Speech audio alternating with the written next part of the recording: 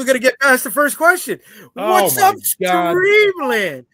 I want to thank everybody for joining me and, my friends to talk about the ins and outs of comic books and the comings and goings of everything else in geek space. Appreciate you all spending some time here with us. I'm going to let the people here introduce themselves, starting off with the guy next to me up on top. What's up, everybody? I'm JayDee Rosario, the writer and creator of the Oswald Chronicles, Tall Tales, Dreamweavers, Magi's Grace, and many other things to come. So there you go. All right. Okay. All right. And below him is... Everybody knows. Everybody knows. What are we doing here? I'm not going to say anything. Introducing people. This is why we have this stuff. Is all right here. I'm trying to be polite. Because the lady below me. You didn't think it to me. Don't worry about it. They're just jerks. They do it all the time. Every show I got to do this shit. So I want to say something. No. Fine. Just remember when this show is over. Just remember the quote that appears here often. What? I hate it when Tom is right. Just remember that. I mean, it only happens like once every couple of months, so it's okay. I'm still trying to get. This will be the one. Challenge you in trivia. You know what I'm saying, dude? Come on, brother. Come on. Hey, no one has appeared to contend. I have waited. I have asked. I have said, bring it on, and no one has appeared to contend. Questions waiting. I want a nice big group. These questions are all old now. You got to get new questions. They are. Some of them are. Yeah, some of them were themed. But they're coming around again. Everything that's old is new again. Just like businesses failing all over the place. Right? And one of the biggest businesses failing right now in our community, in our sphere, is Diamond Comic Distributors. This week they filed for Chapter 11. Bankruptcy. I could have introduced myself, but okay. Skipped right over. Oh my God. I thought you said you didn't want to. I did notice if Tom doesn't want to, because Tom never does it. Please. No, I don't want to anymore. Hey, no, you got to. You got to. At least introduce the Yeah. I'm Krista Grant, as Tom says down there, of Worthy Chaos Comics. I have a Kickstarter almost always. And all you have to do is search Worthy Chaos on now Google, apparently, and everything pops up. But the best is Worthy Chaos on Kickstarter. There's always something at least in pre-launch. Now there's going to be 2, sometimes 1 in pre-launch and 1 in live, but there's always 2: Redemption and Devastation. So, nice. You don't want to introduce Jay's brother? This is Bigfoot, who is literally the size of Alf for anyone as old as I am. Has big old feet. Oh my God, I remember. And fortunately, I think I only have 3 for sale. One's bought, and I'm super happy that it's someone local. I'm just gonna drive his ass over there.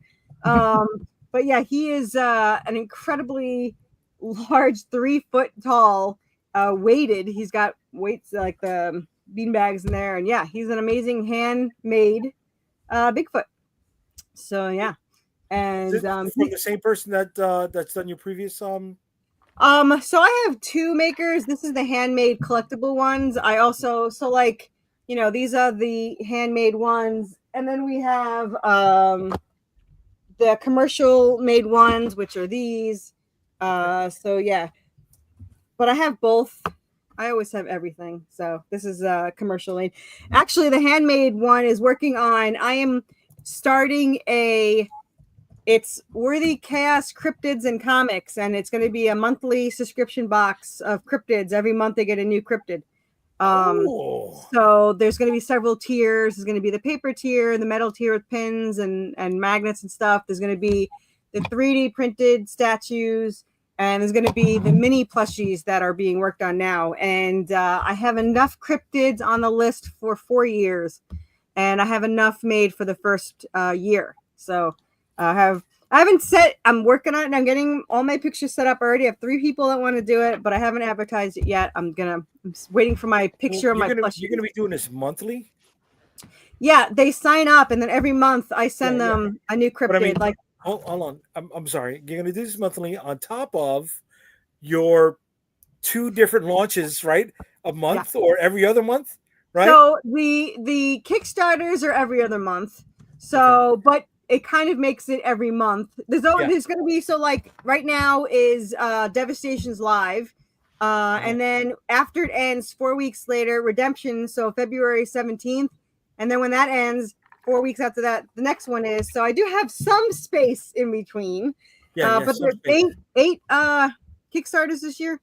Yeah, so I like to torture myself. So, and this is coming from like the laziest person, so it's kind of. You're going to be joining us with the gray hair showing up. Okay, so get ready. Get ready. I'm already ready. All right, and I guess with all of this stuff, you are somebody who definitely does not need Diamond comic distributors. I was asked to do Diamond, and I said no.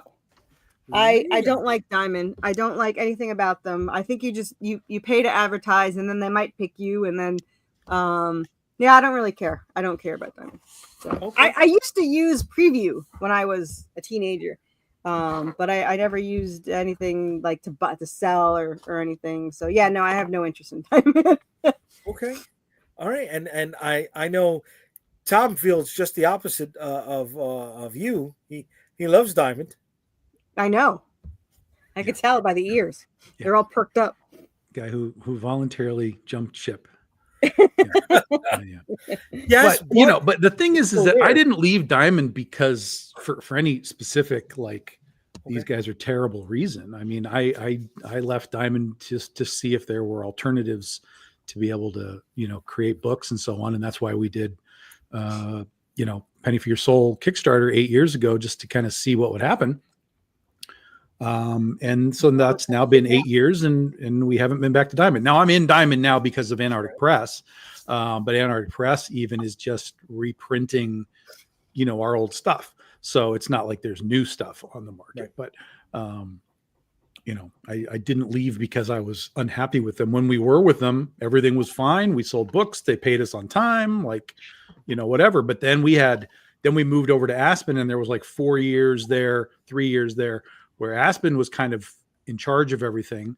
And then we came out the back end of that and I had the choice is do I go back to Diamond and just go through the old cycle again?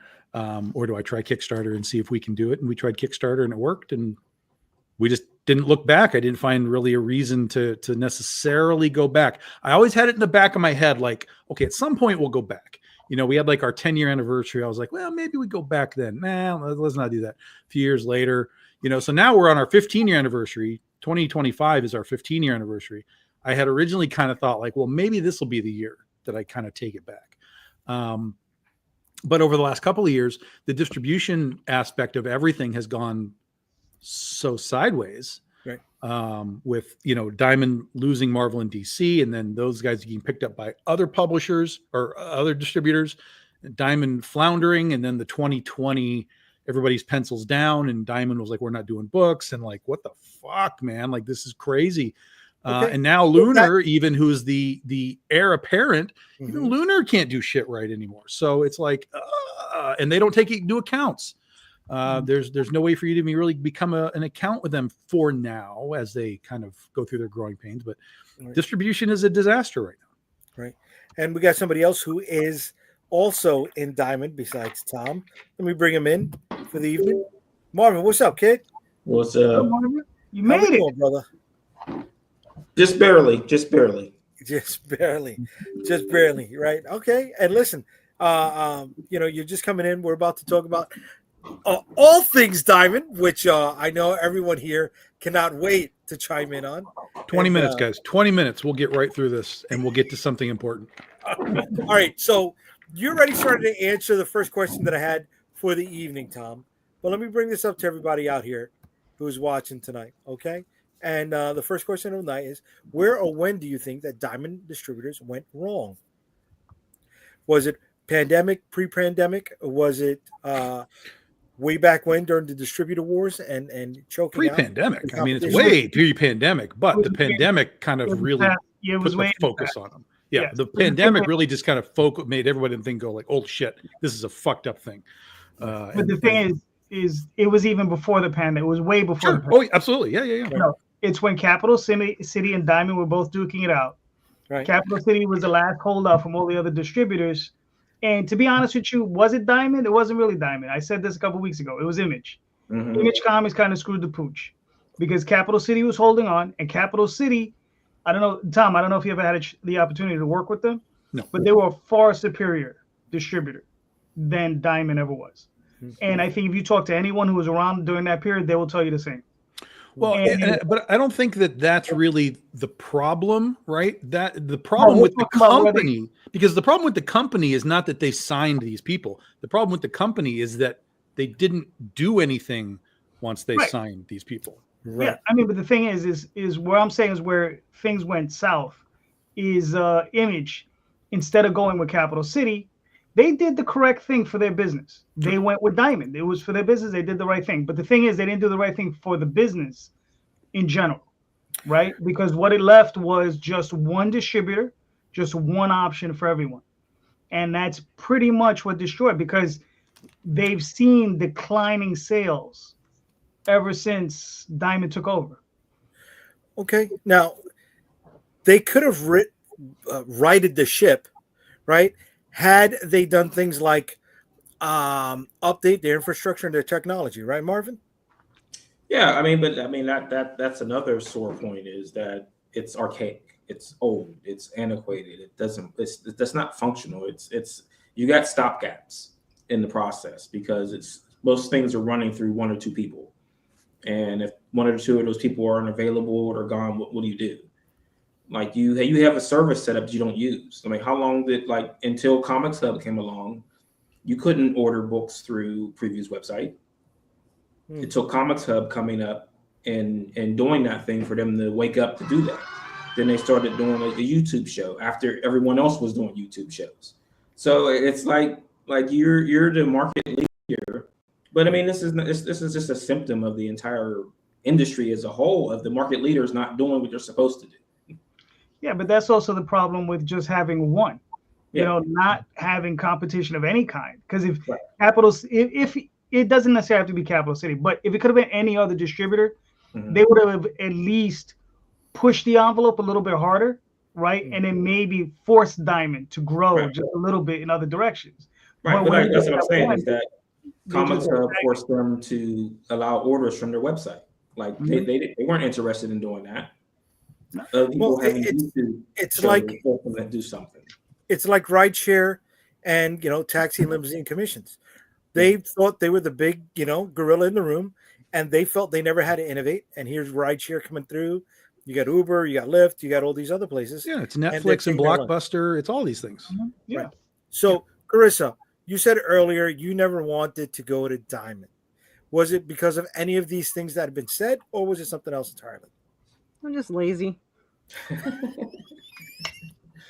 And I mean, and I will say that's valid, because it's a lot of work. Someone understands me. Yeah, it takes effort. That's why. Listen, I did it, and I walked away from it. And part of the reason I haven't gone back is just because of that extra bit of work that it requires, and I'm just by myself.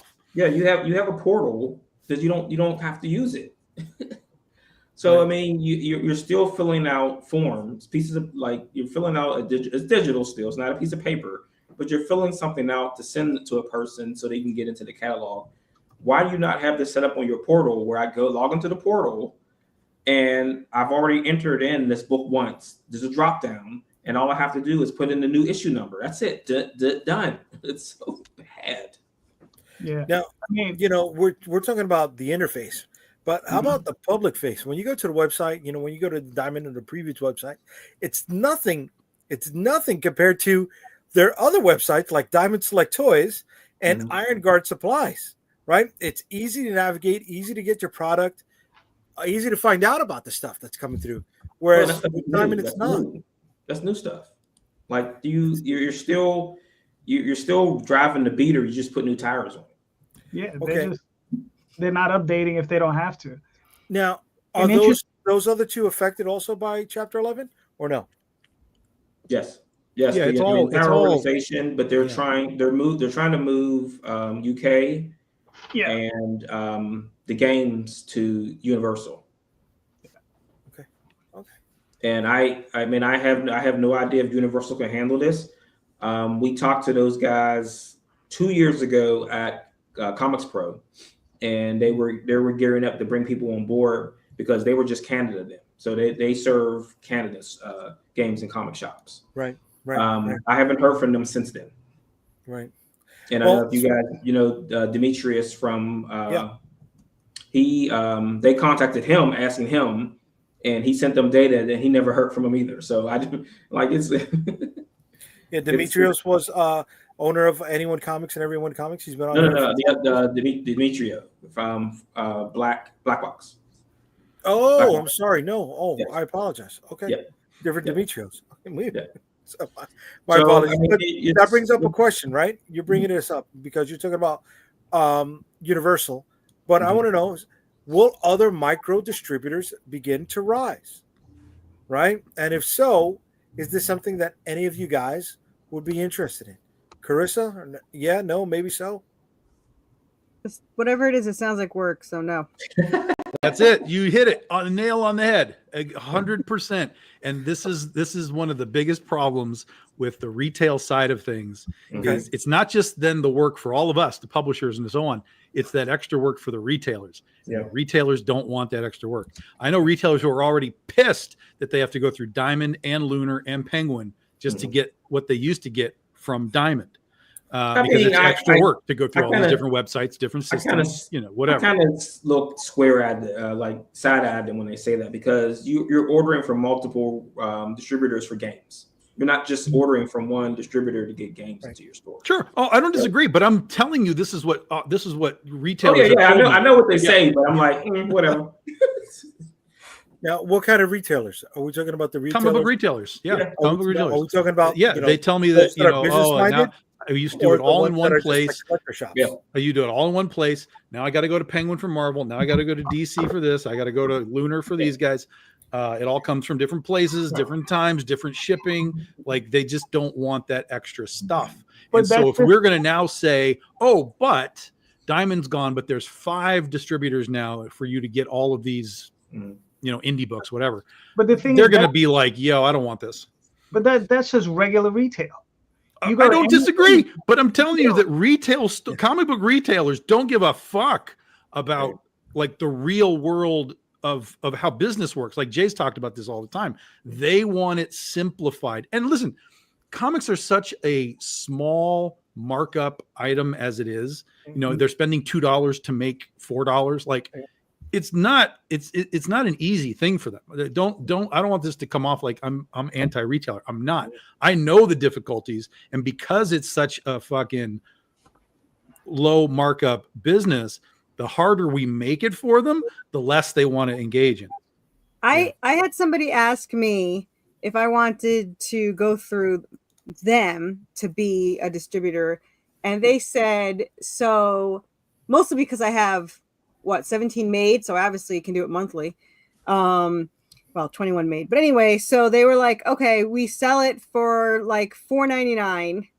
I'm like, it cost me $4 to print the thing, and then I have to ship it to them, and then they take a cut from that, and I'm just like, why would I do this? Oh, to people see your comic more. I was like, no.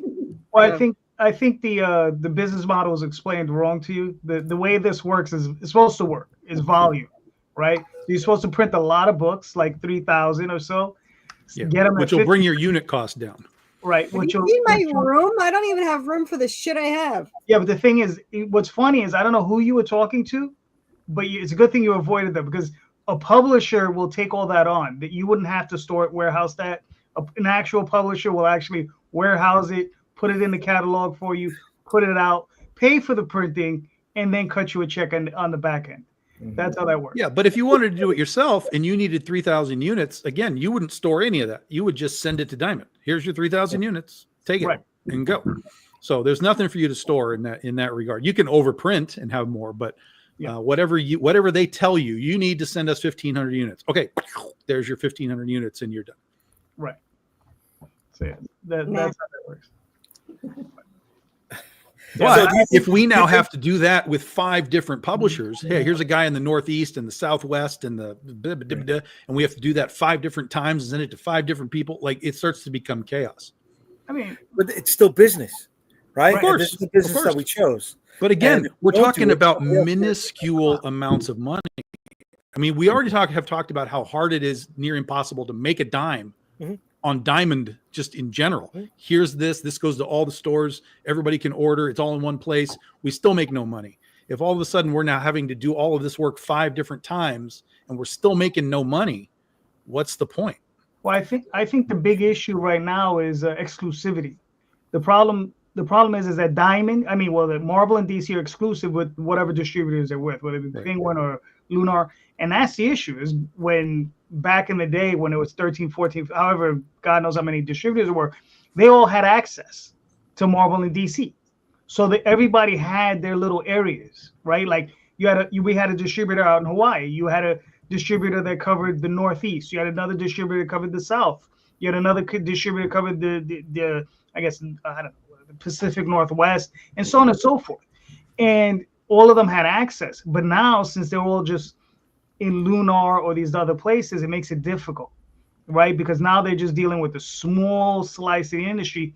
And for a micro distributor to come up, the problem with that is that, we've dealt with a few of them where you're doing basically consignment, and consignment doesn't work. You don't make any money, right? Because either the retailer is somebody's going to forget to do something and somebody's not going to pay you. And that's just all that is. That's the one good thing about Diamond, is a pre-order. You get it, boom, here, however many copies it is, they get it, and that's it. You get your money within 30, 60 days, whatever they pay. Right. Well, that has to be the model that someone will have to copy, is that people have to get paid. And if you don't get paid, then there's no point. I might as well just jump in your car and hit the stores yourself. Correct. Yeah. Right. Or you just run a Kickstarter like Chris is doing, right? And she's out here kicking some butt. You wanna tell us very quickly about this there? Because I know you're pressed for time today.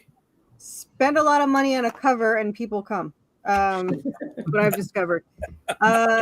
This is my so pretty much for anyone that doesn't know, I also have Worthy Chaos Redemption. I'm 5 issues ahead.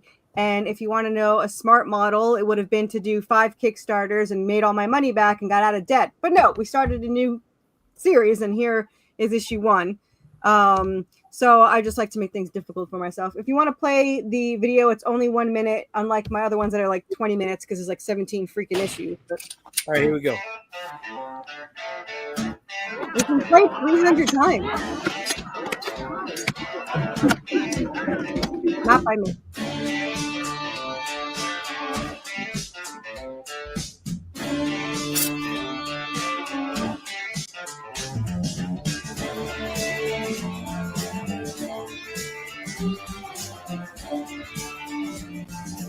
$323 times.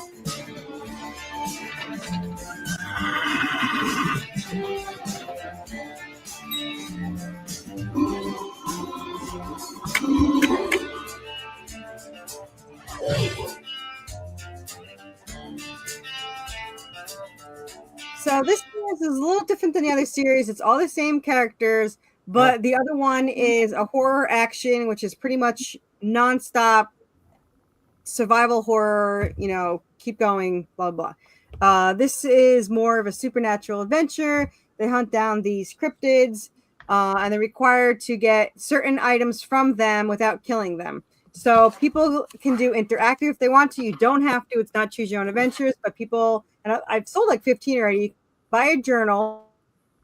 It comes with the pages, like when you're in Supernatural and you're a Supernatural hunter, she's going to be keeping track of the creatures that are in the background and these creatures that they interact with.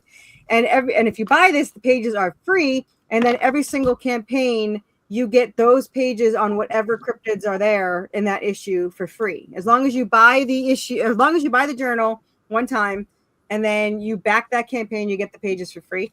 Or you could buy them later in the add-ons. Yes, that's the cover everybody wants. I don't know why. I have no idea. Yeah, I don't know. The artist there too, guys? He said he adjusted the outfit, and I was like, "What outfit?" But she's gorgeous. If anyone bothers to look above her neck, her face looks gorgeous. But so it's very interactive. And then in issue 2, there's going to be a map. You can keep track of where the cryptids were spotted on the background in the map. And then starting issue 3, she's going to start collecting jars of the ingredients that you could collect along with her, where we have these travel apothecary boxes that'll have space for the journals, the map, and little slots for the ingredients, such as the ground up antler for the Wendigo, or the fur from Bigfoot, or a fang from a werewolf, a claw from Chupacabra.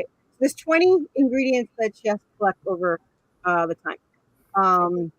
So here are every single tier comes with the PDF of the issue 1, but it also comes with the PDF for 1 and 2 of Redemption for anyone that wants to read it. I would just do 1, but we all know Anubis is 2, and that's what everyone wants to read. So put 1 and 2, and then everything you see in the tiers is also available and in the add-ons. There's the journal. You see it comes with the 2 pages of the cryptids that are in this, with the Wendigo, Bigfoot. It comes with the sticker and the journal. And the only things that are not available in the add-ons are the very low items or the handmade clay statues. Because I only made 1 of each. Actually, it's kind of cool. So I make those, and then it's scanned, and that's where I get the 3D statues. So nice. You know what? I want to be praised. I told Tom this on Monday. I usually have 40 tiers. I only have 27 this time because it's new. So Good. See, I'm doing better. Wait till Streamline. and there's like 1,000 add-ons. But yeah, you could buy the catch-up tiers digital for Redemption and this one, because issue 13 is coming February 17th. You will got to get caught up. Everything is in hand except for the metal tiers. So the regular metals, the black lit, and the glow in the darks. Gotcha. They will all be sent within 3 weeks. Everything else will be sent in 1 week. 2 tiers are already sold out. One's about to be sold out, and another one's like 3 away from being sold out. And then there's Alf. I'm sorry. Yeah, freaking Alf, man. Added this. I literally added this yesterday because somebody wanted it, and then they wound up figuring it out in the add-on. So there you go. And then this one's got like 4 left, I think. Very low tiers. That's my favorite one, is the white to green. I had to learn all about these stupid glow in the dark. So when it's white, it looks like the regular cover, and then it glows in the dark, whatever that color. So it's green, and then there's a blue one. The other ones are actually like pink, and then they glow pink. So gotcha. I'm learning so much. And then these are the handmade clay statues. This one is sold out, and if you keep going, the next one is not. That one's available, and then this one's sold out too, which sold out like immediately. So big. And then there's of course add-ons, because we have 3 coloring books, a 4th one coming February 17th. So you can get 2 of them that are Redemption. You can get this one. You can have the hot chick right there, who, by the way, we are the 3rd most popular creator on Global Comics. It's got 15,000 views. It is literally just for that one view right there. But there you go. You can get the PDFs. The printed one is sold out. So, and then there's the original, and then there's all sorts of stuff. So you can catch up. You can get singles. I did do the new import add-ons. I loved it, though for some reason some of them don't work. I don't know why, but you can get all the metals in there. You can get everyone loves the coins. Yes. I was lazy to do a sticker for everyone, so you could buy a collection of stickers. And then we got the 3 metal pins. We got metal trading cards, which actually sold really well. And these are weird, but I ordered them to cosplay. So I ordered the plastic ones, which is why they're so cheap. And they sent me the very thick glass ones. So I was like, all right. But anyway, she uses them in issue 1 to hold the holy water. So she's a supernatural hunter. There's lots of demons, lots of angels. There's the journal you can get, embroidered bookmark. Somebody asked me today what kind of merch they should buy. And I was like, you're going to have to look at my page. I don't know what to tell you. But yeah. And then, of course, my hardcovers are there. The 3D statues are there. We've got Those are the commercially made plushies from Redemption. These are the handmade plushies from this series. And then there's a couple of there. And there you go. You survived. Shipping stories, the team, and thank you, and your rules. Okay, your risks. Excuse me, the risks. There's no risk. Yes, you got 7 days left. Metal. You got 7 days left. You got over 230 backers. You're over $11,000. You could get some ass, big time. Yes, I already ordered. I already ordered another one of these covers. So you don't need diamond at all. So you won't be affected. I mean, I'm hoping it'll get more. It has right now project followers. It has 547 followers, 323 video plays that have played about 55% to completion. So that's pretty good. So okay. Yeah.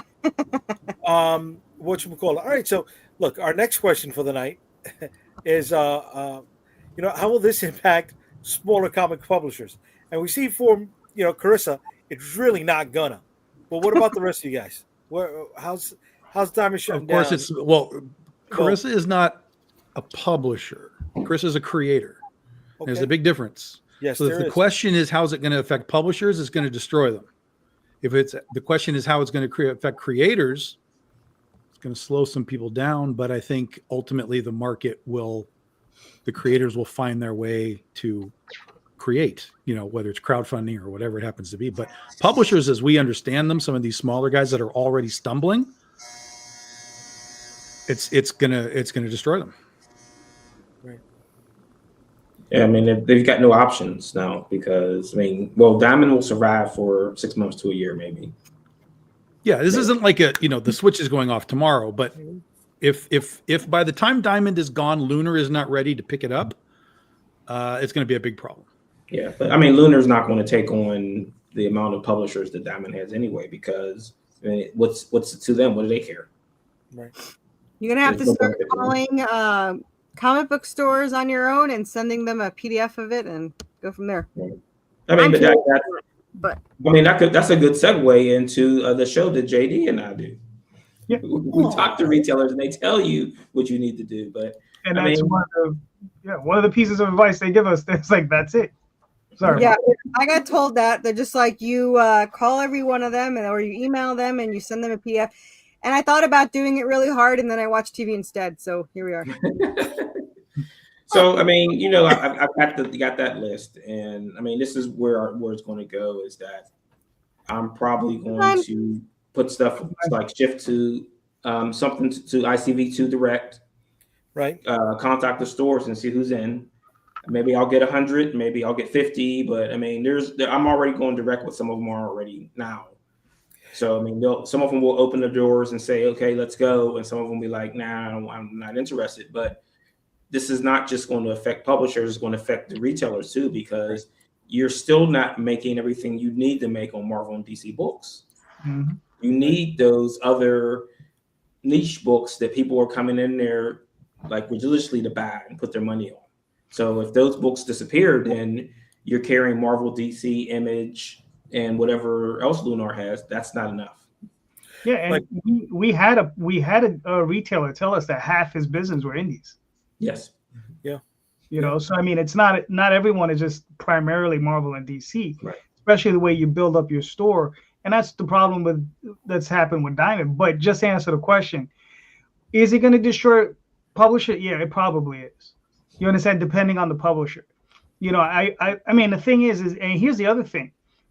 What's going to happen to Dave Sim and Jeff Smith and like Terry Moore and Jim Ballant, who are the few independent publishers left? That guys who just do their own books, just do one book. But again, I would classify they are publishers more so than a lot, but they are creators. Oh no, of course. Yeah. So I think that's what I'm saying. Those types, like myself, I'm a creator beyond being a publisher. Yeah, so I think the guys that have that sort of like creator cred as their publisher entity, I think those guys will be in much better shape than just like a scout that just is an umbrella for a bunch of creators. Source Point, those ones. But the thing is, someone like Dave Sim or Terry Moore, they make a lot of money through Diamond. Sure, You know, sure. You know, they have like a legacy in that place. Well, I would think that Lunar would snatch something like that up. Yeah. Probably. What's in it for That wouldn't surprise me. if there's something in it for them, then they'll be interested in it. Do you think any of them are primed to come into the crowdfunding market? Oh yeah, sure. Well, Terry Moore has done it, and so has Dave Sim. And Balin's done I it didn't know too. Dave Sim did. What did he do? Who? He did a Cerebus Yeah, thing? he did Cerebus thing, the Spawn Cerebus book. Yep. Yeah, but unfortunately, he did it through IGG, and I missed it. I was so pissed. Oh, I didn't know that. And Balint does it at least once a year now. Right, and he makes good money on that. So, All right. One of the questions we got coming is, did they distribute manga books? Yes, they did, Sure. dude. Yeah, Yeah, they did. well, they got a huge section in previews for manga. Yeah. So the manga, toys, games. Yeah. Mhm. Yeah. All right. Now we also we're gonna ask here, will this lead to comic shops closing? I think we touched on it. Right? Yeah. You know, if they can't get books, we're David already in a Jones- position right now where everything's late and stores are freaking out. That was prior to the holidays. Of course. Stuff wasn't coming in until Thursday or Friday. I was in a shop on Wednesday, and I'm like, when are you getting your books? He goes, maybe next week. Yeah, but that's still happening. There's still like I saw a post from someone I think this week that they were like, we only have DC this week, and that's all we have. Like what? Yeah, I mean, an interesting stat I heard, I think it was yesterday on another podcast. They were talking about how Diamond had done a study that whenever stores close in an area, right, that doesn't have comic shops, that 85% of that market from that store, of those buyers, ever seek out another comic shop. Ours closed. Right. Really? One of ours. So only 15%, if a store closes, only 15% of their buyers are going to seek out a new comic shop. Right. So we're losing, potentially hundreds of customers every single time a single store closes. Right, but what I've heard in that instance is that there's no other comic shop within 40 miles of that of the person. Right. But now we have online services. I mean, Midtown Comics has a huge online service, DCBS, which is another wing of Lunar. Right, but I mean, that's the kind of the fault of the shop too, where they're not saying that, hey, if you still want to get books, go to this website. They're probably not telling them that. And they're probably like, where do I go now? I quit. Right. I mean, when people close down, it's painful. And, you can imagine it's like, all kinds of grief. Yeah. Do you guys think Midtown Comics giving up the distribution reins hurt the industry or no? No. It probably kicked the shit out of Lunar. Like in a good, like it was good for them and bad for them. It was good in the fact that they wanted the business. And it was bad for them because they didn't have the resources to really pull it off. I mean, they're doing it, but they don't have the resources of taking anybody else. And Rob brings up a good point over here. They'll curate. Right. Amazon can distribute, but Amazon already destroyed Comixology, so I don't know that we want to put comics in the hands. Let me rephrase this though. All right, and this is something I've brought up multiple times. Amazon and Walmart combined are gearing up to capture 25% of the American dollar in 2025.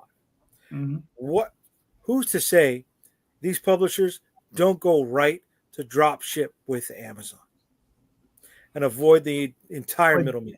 That has its own costs as well.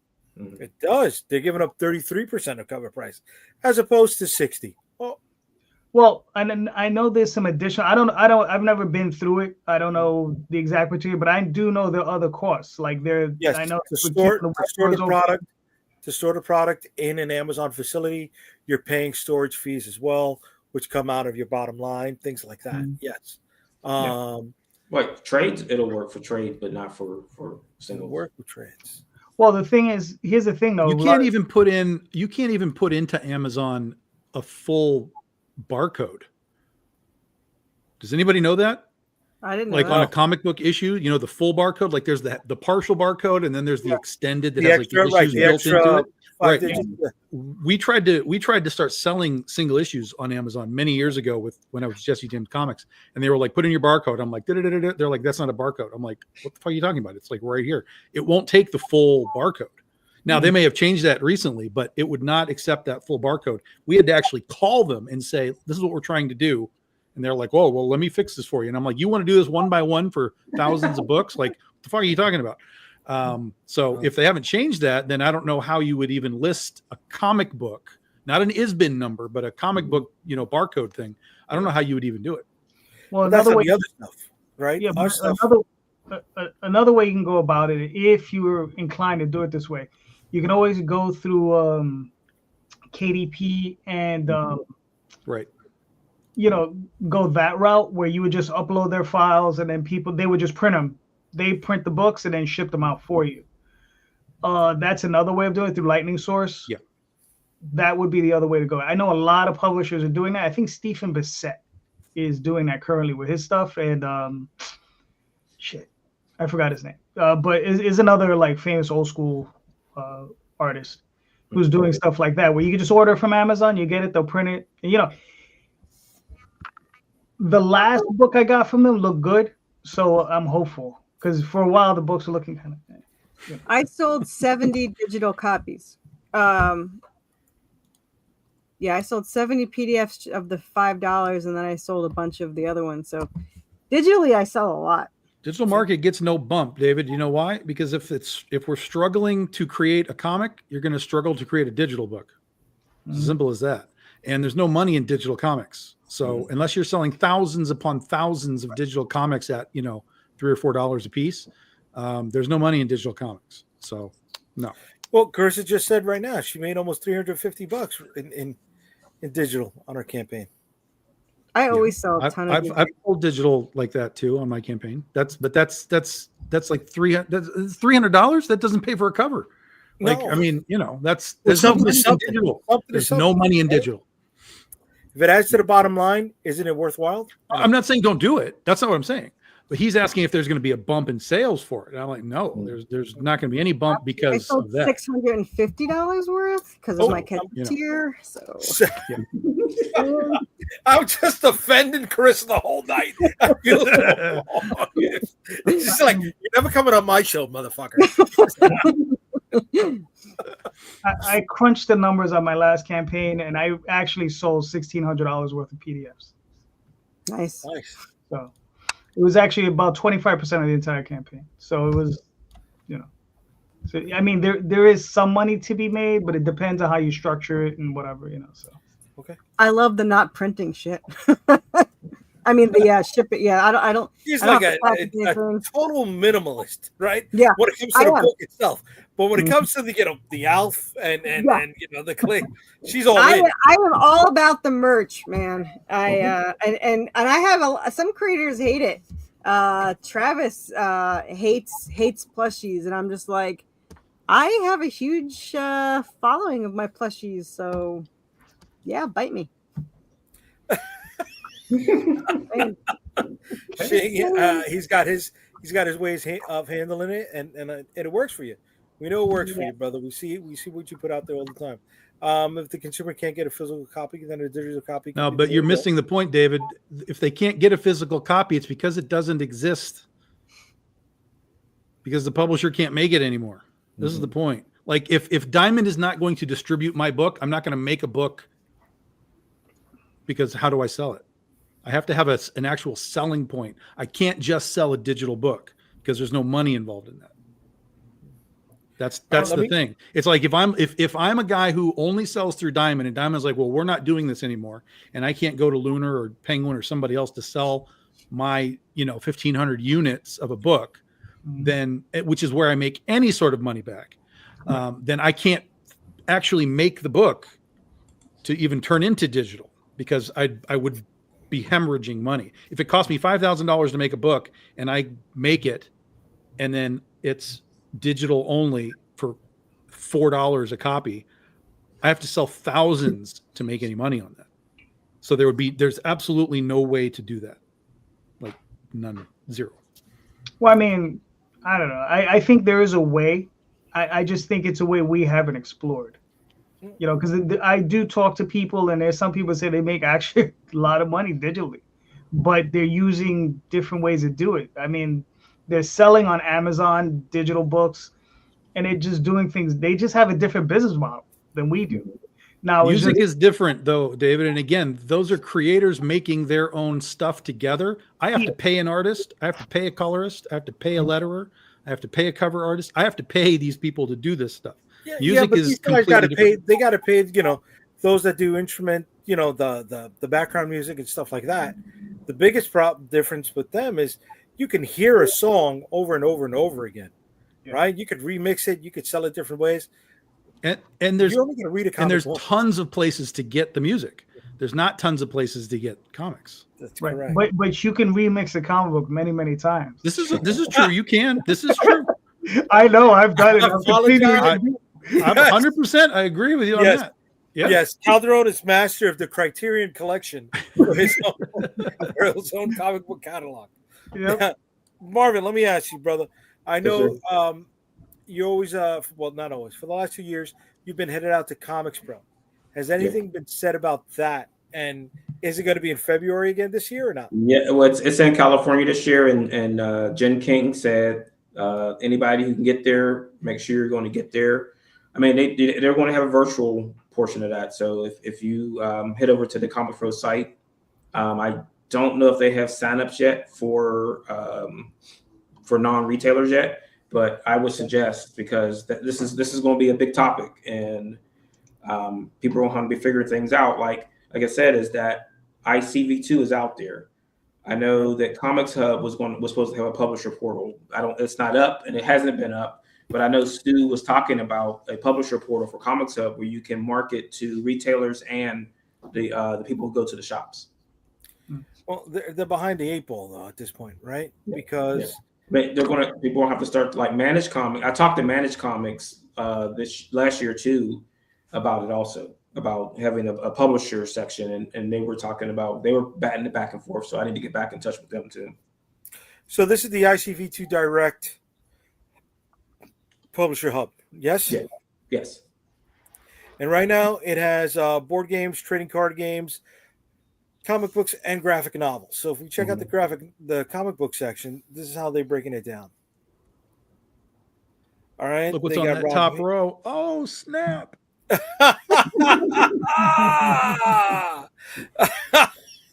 For all of the but it's more work talk we heard from Tom earlier tonight. That's Antarctic Press doing the work, my friends. Oh, I stand corrected, buddy. I stand corrected. Look at that. Top 2 spots. But there he goes. He's got 3 spots, right? Critter, and Ninja High School. There we go. Oh no, excuse me. This is in alphabetical order. Yeah, it's in alphabetical order by publisher. No, because then we got Neighborhood Comics. No, but it's Antarctic Press. So Antarctic Press is at the top. Alphabetical by publisher. Yeah. Right. So if you click the box, it'll shift to the other publishers. Gotcha. Okay. Bronco Inc. Okay. Look at who's there. Our friend. Oh. Comicsburg has their stuff set up over here, folks. He did not wait. Dr. Carrot's The Edge issues 4, 3, 2, 1. Oh, it's a little backwards. Yeah, I don't know why I did that. Okay. Because it goes in order on the next row. So. Right. Okay. Yeah. So Pro Comics, right? You got. And then they also do product type. They break it down by price point and product tags. So is this something that people can have sent to their shops? You can share it. So there's like if you click on anything in that, there's a share option. Okay. But I think it's just it's kind of like in that mode of the retailers come here and do their business, because unless you have an account, it doesn't show you the price. So you see, it just has a crossed out price on the because that's the retail price, and then the wholesale price isn't shown. Gotcha. All right, so we're checking this out, right? All right, let's go to issue number 8. So, all right, so you got to either sign in or create the account. Okay. Yeah. And then there's a share button there, so then you can share it. And then it gives you may also like and all that stuff too. All right, so But is this just for retailers, Marvin, or can just anybody come on here and make an account and buy stuff? This just for retail. So how, if I were to, so I'm not a retailer. If I were to go in and do this, it's going to ask me for retail information in order to get an account. Okay. Yes. Yeah, I mean, it's just simply set up like. I mean, I don't know if they didn't want to manage people doing stuff here or not, but I mean, it could be something that could be changed. I mean, yeah, they did a good job of getting it set up and getting it set up fast. Yeah, and I'm just trying to figure out, like, okay, if I were to tell people, like, hey, if you want Critter, you know, how do I get them to send this to their retailer if there's, you know what I mean? Like, I'm trying to figure out the system. Of it, yeah. That's what I was saying. The share button is probably the easiest way to do it. Yeah, they still got a lot to work out because here we are I'm trying to flip between the two covers and it's only showing me. Yeah, that part doesn't work. They are listed individually. Like you can go to the other one, but that's not switching them. Yeah. Right. Don't put it up there if you can't just like port over to the next one. Right. So I mean, what it should do is that once a retailer creates, like, I don't even know if retailers are using this at all. Like, I asked Ben if he's had any sales here, because I haven't told anybody about it yet. If there's a sector that's like, you can say send to the retailer and there's a drop down and it shows you the retailer list. So I mean, that's maybe coming soon or something like that. Like I've made some suggestions already to them to kind of get this out. You know, like I said, I don't even know if anyone's using it. Yeah, this would be it's the same thing with Diamond and in their distributor. Do they tell anyone that they exist in order to, you know, generate any sort of movement? Right. But I would also think that whatever's here is the same information that they have on Diamond or Lunar already. So it's another option. But again, I would go back to the retailer and be like, well, why do I need this option when what is here is already available to me through my existing Diamond option or whatever. Now, again, if we're going down the road where Diamond disappears and this is here, that's fine. But for right now, it's like, why would I buy from here versus that? And that's why I was asking if customers could just come on here and buy stuff. Well, this book is in it. This book is in Diamond. So, I mean, that would be something where someone would say, hey, I can get Symphonic from ICV2. Okay. Well, if it's an exclusive thing, then that's for sure something. Yeah. Right. Okay. I mean, to me, it's got a lot of kinks to work out. Yeah, it's still a work in progress, but to me, I thought that the Comics Hub idea was the better one because all that stuff is already in their system. So as a publisher in Comics Hub, you can market to the retailers and to the people who shop at the store because they have all that connected in the Comics Hub. But they've never turned it on. Like was Comics Hub 3 years old? No, 3 or 4 years old. So there's a creator section, a publisher section on there that's not turned on. Over at Comics Hub? Yeah. Right. So it's a pretty standard layout. Right. So right on the top of the banner. Publisher and creator login. Here we go. Right. And they constantly have stuff shifting, but it's like featured products. These things are all 30 years old. Yeah. The fuck are we talking about here? Yeah. Spawn 18. I mean, I know Spawn 18. We can go out to the store and buy 100 of them in bulk, but I don't know how that's at the top of the list. Right. So if someone can figure out a way to have that everyone in the same section, in the same thing, like Comics Hub if they had the creators, publisher, retailers sections all intermingling together, that kind of solves the problem, kind of. But someone has to say, turn it on and let people know that it's available because you've got retailers logging in here, you've got customers logging in. You got the whole ecosystem in one place. Yeah, but it doesn't look easy to navigate. Oh no, I've had multiple problems on this site. So yeah, multiple. So they want us to use it, and they want to say that this is the next industry standard, and it doesn't look appealing. No. So the problem I had is that people were telling me they couldn't find Comicsburg's books on here because they put a hyphen in between. So it has a really heavy, strict search then as well. No, so they couldn't find it because the publisher name was spelled wrong. Right. And then when they dropped their database file, it was Comicsburg together. So then it didn't go in right. So I'm like, what's going on? Who's doing this? Well, here it is. See, I just clicked on C and it's loading, and yeah, it's showing up down here, things with the letter C, but nothing over here. Right? Speaking of C, Carissa's gonna leave. I'm sorry, Chris. Yes. You did say you weren't going to be here for an hour. You want to let everybody else know where they can find you? Sure. I am wherever there's chaos. So just search Worthy Chaos and I show up. We have a Facebook group. We have a business page that I don't think I even care about. There's Kickstarter. There's YouTube. We have a show that Tom's stuck doing for the rest of his life on Mondays, and that's pretty much it. So, yeah, just search Worthy Chaos on Google or Kickstarter, and you'll find me. So, okay. Thanks for hanging out with us tonight, Carissa. All right. Thanks. Oh, and we're live until Friday, next Friday, the 24th. So. 7 more days left. Yep. All right. Thanks for having me on. You got it. Have a good one. Bye. See you Sunday.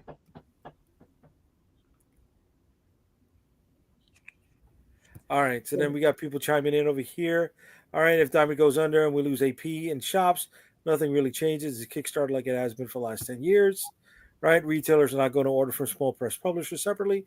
They will not want 20 different invoices, right? We spoke about that. And what we see is an influx of small publishers flood Kickstarter and Image. Yes, I'm worried about stuff like that. Yeah. And then Whitefire says that the search section can be fixed. Okay, yeah, can be fixed. So yeah, I mean, if even like you saying that retailers don't want to deal with invoices from 20 different publishers, like JD and I will attest to say they do, but they want to do it on their own terms. They don't want you throwing everything at them. They don't want anything X-rated or perverted or just weird that they can't sell. So like they'll do it.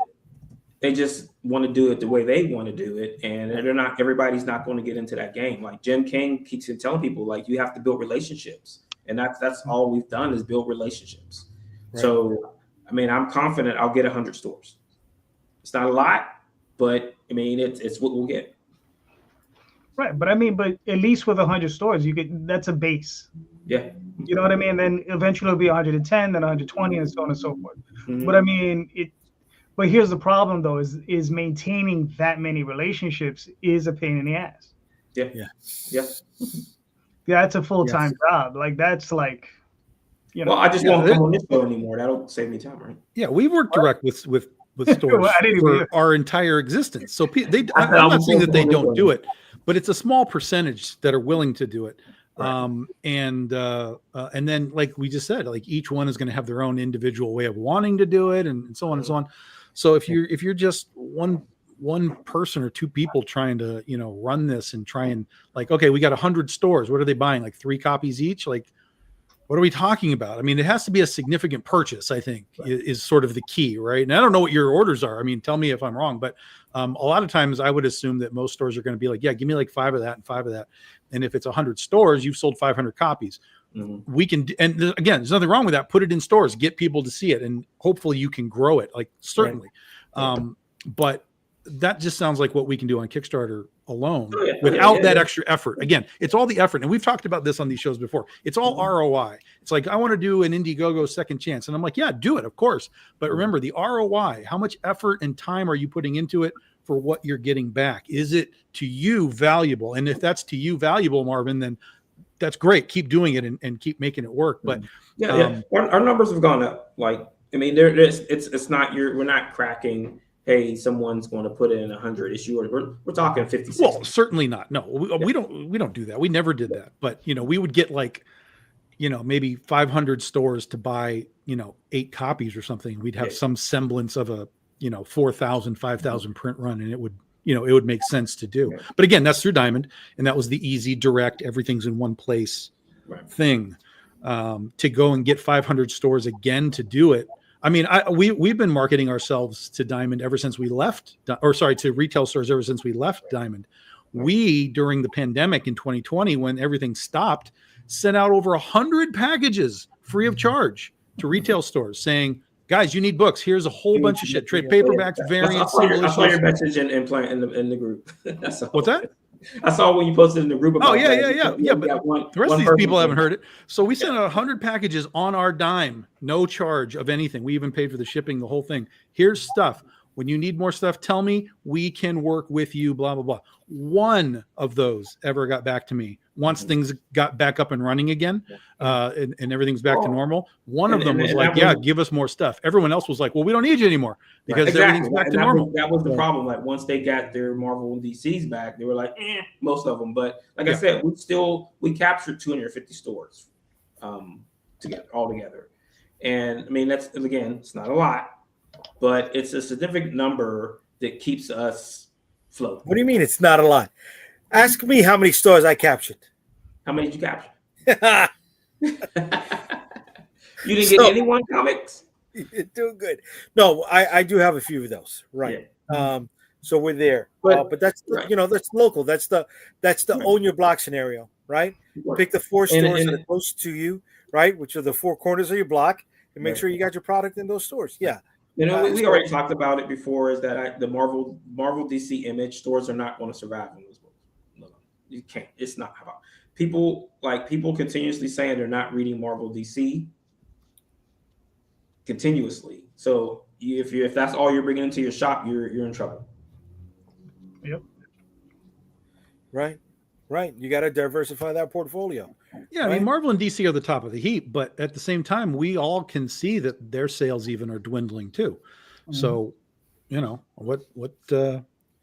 Right. So, I mean, right now, best estimates, there are 2,500 stores left.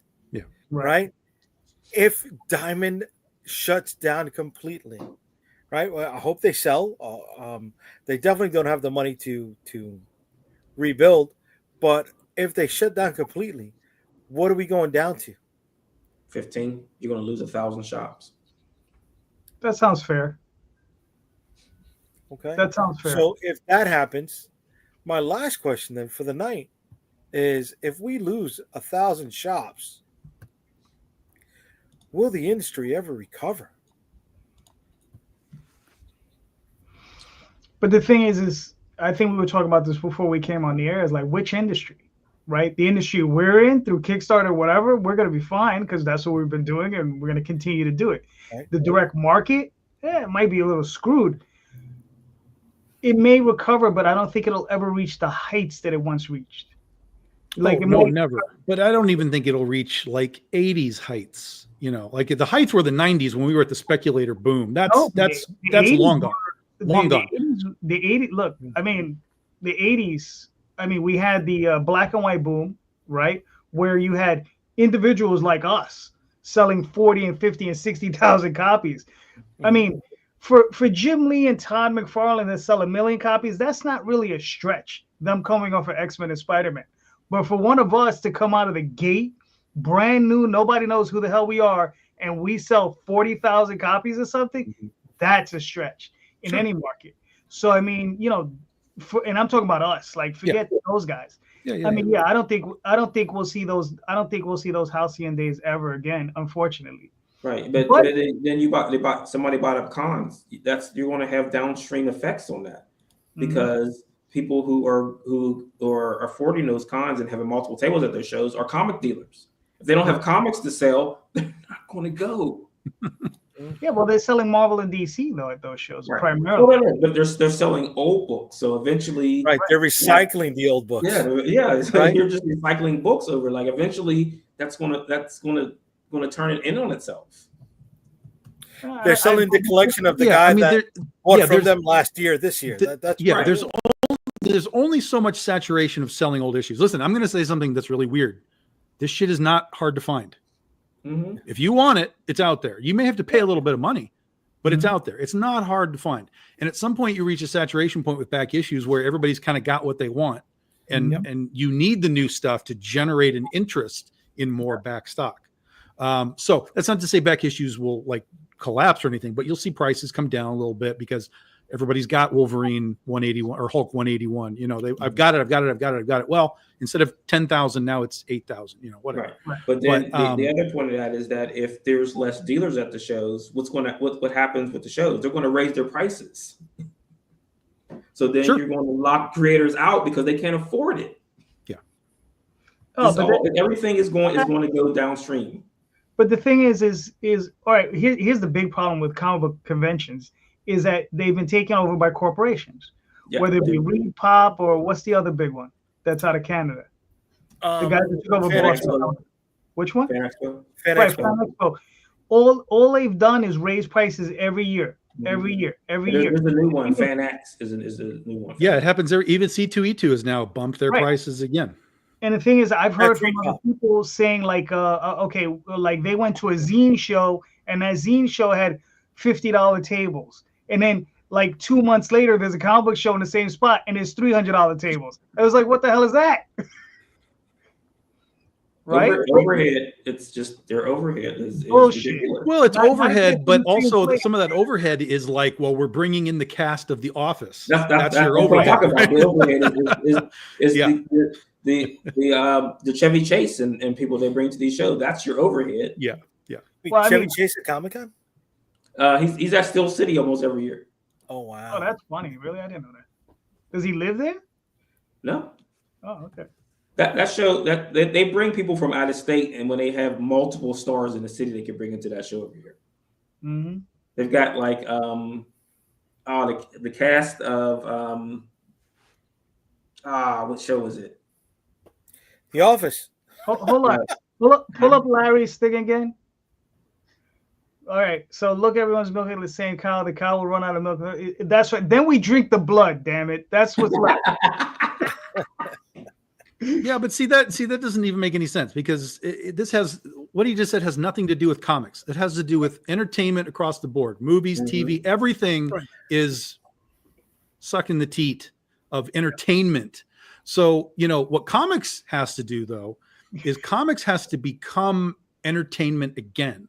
As of now, for a long time, it has just become sort of a collectible. Even the Comic Cons, when you have people like big names, like I don't know, like Ryan Otley and whatever, like these are big guys doing stuff. It's still not really an event. It's still designed to sell a collectible. It's not entertainment. Comics used to be entertaining. People used to talk about stories of comics and things like that.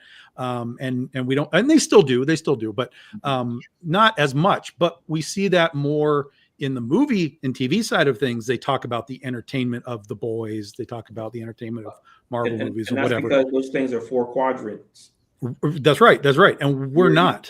Yeah. So we have to find a way to make Comic Cons specifically entertainment. We have so many eyeballs at those cons, even if they're there to go see the Karate Kid people.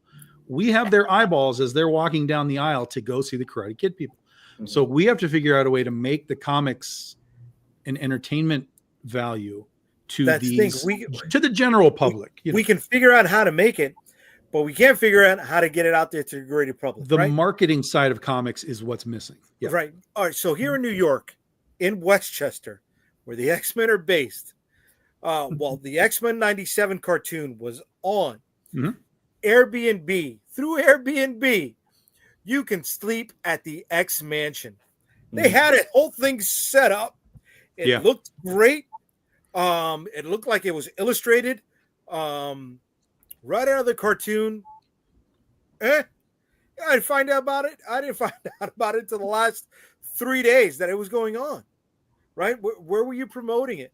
Did you put it into shops? Did you put it into the TV show that was going on with Disney Plus? It definitely had some tie-in to go with it. Right? So it doesn't matter what level of this entertainment cycle we're at, getting it out to the mass market is the problem. Yeah. And then there are some guys that are really good at promoting comics, but all they do is promote the top tier. All they do is promote Todd McFarlane and Jim Lee and whatever. And obviously that's what's going to draw views. But those guys have such huge followings that if they were to ever be like, well, let's talk to Tom about Big Dog Inc. because it's his 15-year anniversary, it would put me in front of eyeballs that have been watching for Todd McFarlane and Rob Liefeld and Jim Lee and whatever. It would suddenly be like this door would fly open. And this guy who promotes comics, that's what he does. I promote comics. Talk to some of these talk to Aspen and talk to Zenoscope and talk to some of these other guys and bring awareness that there are other things that exist besides what everybody already knows. Yeah. But the problem is that the market is crowded, especially our end. You know what I mean? I mean, there's a lot of independent publishers or creators, however you want to phrase it. I mean, right now there's, I think earlier today I checked, there's 156 campaigns on Kickstarter, right? Mm-hmm. Which is kind of light, but it's very light. But it's going to jump up to 200 something. It's going to jump up to 300 at some point. And that's every month, right? Like, I mean, it's crazy. If you think about it, I mean, how many individual campaigns? But again, that's no different than the streaming wars on Hulu and Max and Netflix and whatever. There's a glut of entertainment everywhere you go. Yeah. But so it's not a comic book problem. It's just how do you promote yourself to rise above that problem, which none of us really have the answer to. Right. Or at least I don't. I'll tell you that I don't. No, I mean, we have the answer. We just don't have the money to implement it, right? A few months back, Marvin and Tom, you guys and me, we were talking about things like Fortnite and how my nephew knew Galactus because he showed up in one of the things on Fortnite. And one of you guys mentioned, you can pay to have your stuff in there as a skin, but it was like upwards of 5 figures. Do we have that? Right? And if we do have that, are we ready to capitalize on an activation like that and bring it back? Right. No. Right. Because unfortunately, we all know comics are expensive, really expensive, and it's going to require someone with ridiculous sums of money to rescue it, and someone who cares. And I think that's the problem with Diamond is like, with all the independents that are left, like, if someone comes over to take it, they have to understand that, the margins are going to be tight. There's not going to be tons of money in it. And it's going to be more of a labor of love than it is of finance, right? Because, the guys over at Diamond are used to making money. Right. They've been, Steve Jeppy is, in the hundreds of millions of dollars, I'm sure. Yeah. Oh, sure. Yeah, he bought the freaking Baltimore Orioles. Right. So he's in the hundred. If not at the... Yeah, he's a part owner, but he's a part owner of the Baltimore Orioles. Yeah. Okay. Yeah, but even then, that probably still cost him $50 million. Of course. I mean, even just a partial owner. But I mean, so he may be even a billionaire at this point. So, a small ball with guys like us, that's going to be a stretch. When you got guys like that in there, we need people in there who are going to want to do it for the love of what they're doing, make some money, obviously, but. They're talking about tens of millions of dollars. Okay, I want to spitball here for a second, right? I want to throw spaghetti at the wall. And I'm going to go back to this Amazon thing first for a moment, right? With Amazon, the comments or the reviews really help to push that algorithm, right? Because there's a void right there with our product. Could we go in and each one of us puts a review or comment in each other one's book? Sure, we can elevate us. There've been people doing that for years. So why aren't you doing it? Because I don't like you. Well, you can put that in the comment and then give it 5 stars. I don't like you, 5 stars. That's a fun. That's worst book ever. 5 stars. I don't even know why I clicked on this link. 5 stars.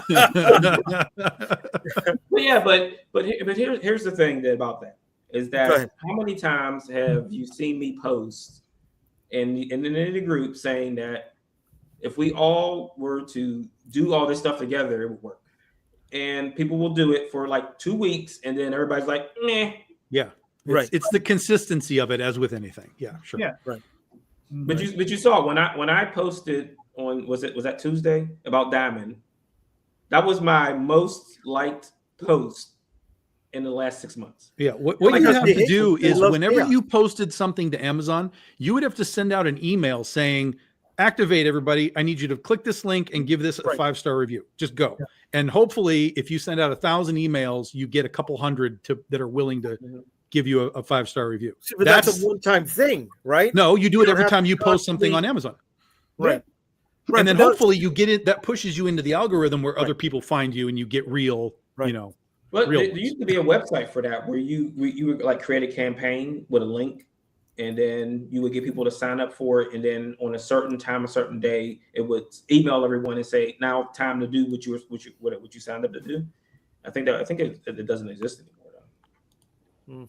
But yeah, I mean, but that's you have to have direct access to your audience to drive them to an activation point. That's Brian Polito. He just created this thing over a number of years, and now he activates them every time he does something. This is it, guys. We're doing a thing.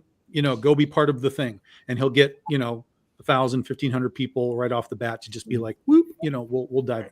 Right, but you've got enough people in those groups on Facebook. There's 10,000 people in that one group, ICC or something like that, and no one does anything. Like somebody posts something and no one interacts with it. Nothing. That's all it is. It's a link dump form. They just post the links and they move on. Right. And then there was a couple of years ago, I forget the name of a creator or something, was a social media site for comic book creators. No one supported it. And then it died, and then people were like, "Man, they should make something like this." I'm like, "You mother." Right. I think we answered that question though earlier today, where people don't want to do the extra work, whether it's on the creative side or the retail side, which is unfortunate because it's still work, and those who do the work are the ones who are actually going to succeed. Mm-hmm. I mean, it's the land of want someone to do it for me. Yeah. But that's the way life is right now. For free, though. For free. Not I'm not going to pay them to do it. For free, do it. Hello, and that is the real reason why AI is taking off, ladies and gentlemen. All right, people are lazy. Yep. They don't want to do the work. They want to type in a few comments. At this point, they're coming to a point where they want to type in 2 comments or 2 prompts and have the whole thing laid out for them, right? They want to keep rehashing. But that's it. They're lazy. They want something quick, want something pre-made or pre-fit that they can slide their product into and sit back and enjoy the passive income it's supposed to be generating. Right. But there's no such thing as passive income. Mm-hmm. You got to do the work. No? Yeah, maybe. Yeah. Well, passive income is not doing the work. Passive income is creating something that continues to generate money off of that one thing forever. Right. That's passive income. Unicorn. That's a unicorn. Yeah. Well, no, right? that's like having trade paperbacks available. That's that's eternal. I'm not saying you're making a ton of money, but it's a continuous availability of that product. You still have to constantly go to the printers, revise the stuff, 5th edition, 6th edition, stuff like that. Don't just reprint it. You can do it with Lightning Source and just set it up and just leave it there. Yeah, it's reprinting a trade paperback is easy, super easy. I stand corrected. Slap a new cover on it if you want to spark a little more interest. Hey, new cover, 5th printing. Yeah, that's easy. But again, but there is still work. The work is marketing that it exists. You have to keep getting people to know that it exists, because once they buy it, well, now they're done. Now you need 100 other people to buy it. So even though the product is that evergreen passive availability, you still need to be marketing to make it, actually generate the cash. So do you guys think we chose the wrong industry to be in? Of course. No. Yeah. Of course. I'm still going to do it, but yeah, it sucks. I've had too much fun. Well, I mean, but I compounded it, right? Because then I was like, man, I want to make action figures. Right. Yeah. I mean, I don't think there's an idiot in this room that hasn't done that one. Let me say, dude, that Joe Fest. Bro. But see, the Joe Fest, that's another great example of putting your stuff in a position where different eyeballs are going to find you. That's right. Perfect. That's brilliant. Doing horror cons, doing, hyper specific anime cons, whatever. Like, go to places where people that aren't going to know that you exist, will now learn like, oh, like this is like, I didn't know there was like a comic book of, you know, whatever, here it is. And then that's awesome. And then if you have your own toy at a toy show, that's even better. Oh shit, I love toys. Like, let me buy your zombie Statue of Liberty and you're good to go. Right. See, and that's, I know a lot of people do not like Todd McFarlane. But that's one of the things he always preached about, right? Was the 4 pillars, was the comic, the video game, the movie, and the toy. Mm-hmm. Yeah. Well, people don't like Todd because Todd did it. Right. I mean, that's it. Yeah. Now, did he take some shortcuts? Yep. We can talk about that in another show. But yes, he did the work. He was the guy that was primarily on time with Image. You know, he did what he needed to do to make Spawn a thing. And then that branched out into all the other media that he was able to do. And he took his chances on making his own toy company, and you know, the rest is history. So, right. But you know, but the one thing that Todd didn't do that almost everyone at Image did, when it got hard, what did they do? They went back to work for Marvel and DC. There you go. Right. I think except for Eric Larson. No, he did too. No, he did stuff. Yeah. He did? 100%. Yeah. 100%. Yeah. The only other one that I would think maybe didn't would be Jim Valentino, because nobody knows who that guy is still to this day. Nobody knows who Jim Valentino is. That's not true, Tom. You just said his name 3 times. That is true. Okay, I know, but I know you guys don't know. Oh, I know. Yeah. So. That hurts me, dude. That hurts because I really did like his Guardians of the Galaxy series. That's what got him into Image. He had the best selling book that wasn't those other creators. So that got him that sort of visualization. That Normal Man. That was the book. Yeah, see, you go right into the indie. You go right into the indie. I get it. I wasn't reading Normal Man. I was reading Guardians of the Galaxy. Because it was fantastic. It was extraordinary. It was the future, right? And then they gave me $20.99, and I'm like, come on, man. Vance Astrovic. But I get it. He wasn't the draw, but he still made his money. Sure, he did. Oh, absolutely. Yeah. No, I'm not taking away from what he did at Image, but like I can't see Image being or Marvel being like, you know, who we need back is Jim Valentino. Right. You know. Right. It sucks. I know. I mean, they keep letting Liefeld back at Marvel. That's because he draws. Yeah. And no pun intended, but he draws. Yeah, he created Deadpool, man. You can't take that away from him. And Cable, you know, and he was smart enough to sign a contract where he got points. Yep. That is his claim to fame, right? He signed the contract where he got his points. Yep. Because that was a small window that they were offering that. And he was able to capitalize on that, which is great. Good for him. Not trying to tear down his buildings, you know. I don't buy his books, but we go from there. No. I don't buy his toys either. I mean, there's nothing appealing about the toys that he's pulling out right now. It's not. I think I saw one. It was a Blood Strike or something, and it was just like, okay. Well, everything that he's got now is just a rehash of what he did 30 years ago. Yeah, it's just the same thing with those figures. And he's even agreed to go work for what's his name to bring Youngblood Black. Yeah, I can't think of the guy's name that owns it, but the guy who got him out of his product to begin with. Yeah. Well, it was a business deal. They were going to do movies and stuff with it. Yeah, and it just all collapsed. Yeah. But the dude owns the rights to Youngblood and the Youngblood universe stuff. And so he also owns the Elementals, bastard. Yeah, that's right. And so now Rob is going back after saying that he would never work with this guy again. He's now going back to work for this guy to make Youngblood comics again. Yeah. There'll be one issue and that'll be it. Never say. No, I'll give him 3. He's a 3 guy. He's a 3 guy. He'll give you 3, and then he's out. It's like he did 3 issues of The Infinite with Robert Kirkman, and then Kirkman was like, you know what, we should get you an inker so we can move faster. And he was like, fuck you, and I'm out. He'll do 3. He did 3 issues of what was it called? The Legend for Archie Comics. I think it was called The Legend or something like that. He did 3 issues there, and then they published a cover for issue 4 that had some sort of a spoiler on it. And he was like, fuck you, I'm out. So he does 3. He's a 3 guy. He'll give you 3. Marvel, he'll give you a whole thing because he makes money, but Everybody else, he'll give you 3. Well, speaking of 3s, this is our third half hour that we are completing. We're wrapping this up. We did an hour and a half tonight. I want to thank you guys for hanging out with me. We're not gonna run till midnight? No, we're not gonna run till midnight. I love how you say that. One day I'm gonna be ready. I'm gonna take you up. You and Tom, because Tom has dropped that a few times also. Like, let's go. Let's go. I got the coffee and I got the snacks ready. So be prepared for that day, folks. All right. The surprise 3-hour show. But we did an hour and a This half. was just chapter 1. I wanna thank everybody for chiming in on the comments. For those that were with us on Instagram, on YouTube, and on Facebook, I appreciate the time you gave us. Thank you for hanging out with us. I hope you are here again with us next week. Who knows what we'll talk about?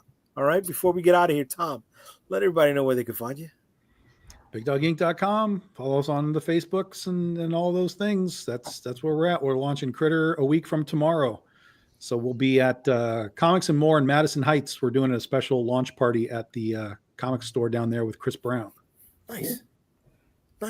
Marvin, where can they find you, brother? TheEdgeComic.com and ComicsBird.com. All the links to the socials are there. All right. Cool, brother. Cool. Calderon, where can they find you? TheOswaldChronicles.com, TallTalesOnline.com, DreamOverPress.com, and this Sunday night with just about everybody here except Marvin. So, You didn't invite Marvin? That's ridiculous. Next time.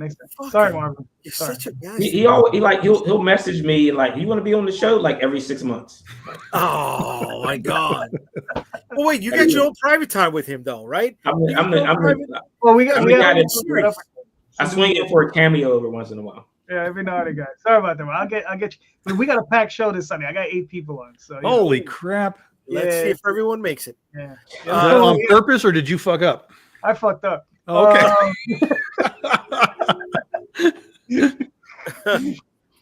All right. And folks, you can find me at unstoppablecomics.com.